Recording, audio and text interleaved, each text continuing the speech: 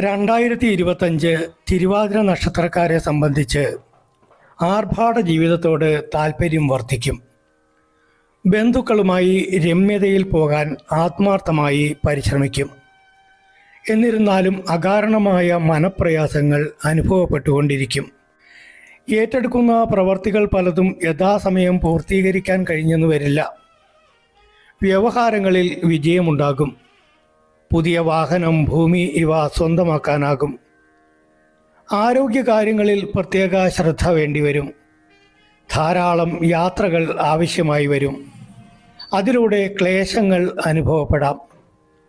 പ്രണയകാര്യങ്ങളിൽ തെറ്റിദ്ധാരണകൾ മൂലം അകൽച്ച അനുഭവപ്പെടാം.